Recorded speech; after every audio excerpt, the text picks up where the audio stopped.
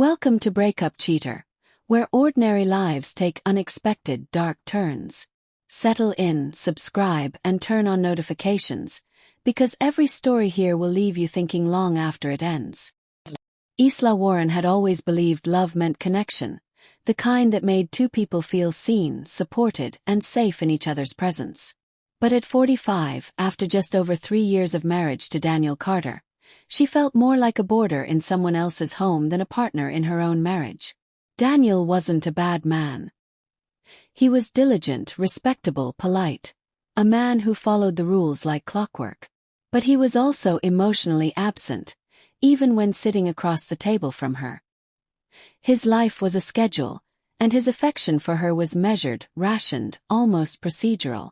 When they married, Daniel made it clear his 18-year-old son, Miles, would still be living with them for the foreseeable future. Isla hadn't objected. She was in love and believed that time would help them blend into a family. But life in that house quickly showed her something she hadn't been prepared for. Miles was polite when Daniel was around, helpful with small tasks, courteous enough, but when they were alone, the air shifted. He wasn't overtly aggressive, but there was a weight to his gaze, a subtle defiance in his presence. Isla told herself it was just the awkwardness of a boy adjusting to a stepmother. She thought maybe he was still grieving the loss of his family's old life. But months passed, and those lingering looks never stopped. If anything, they grew bolder. When Daniel wasn't home, Miles seemed more relaxed, more willing to linger in the doorway a second too long, to comment on things that weren't quite appropriate. Daniel, for his part, noticed nothing.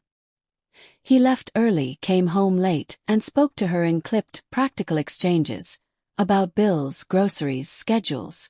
Affection was scarce. They shared a bed but not warmth, a house but not intimacy. By the time Miles turned 21, he still hadn't left. No job, no studies, just an endless figuring things out. Daniel pushed now and then but always relented. The house became a stagnant place. No conflicts, no breakthroughs, just waiting for something to change. And in that stillness, Isla began to lose herself. She started going to the gym more, partly to stay healthy, but mostly to remember what it felt like to be among people who smiled, laughed, and looked her in the eye. That's where she met Ryan, a man with easy conversation and warm eyes. Their chats started casually, a shared comment about a TV show, a laugh about the treadmill speeds. Over the weeks, those moments became the highlight of her days. One afternoon, after a long talk in the cafe across the street, she told Ryan things she hadn't told anyone, about the places she wanted to see, the dreams she'd put away. He listened as if every word mattered. And then one day, she crossed the line she never thought she would. In a small, discreet hotel room, she felt alive in a way she hadn't in years, only to leave with guilt heavy in her chest and the certainty that it couldn't happen again. But someone had seen her.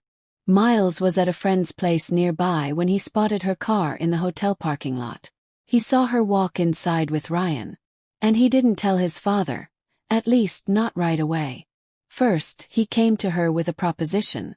If she gave him what she'd given Ryan, he'd stay silent.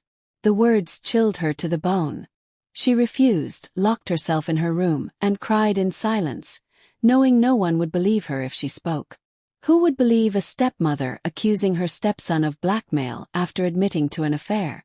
A week later, Miles went to Daniel, feigning concern, and told him everything, except the part where he tried to exploit her. Daniel confronted Isla, and she confessed, including Miles's threat.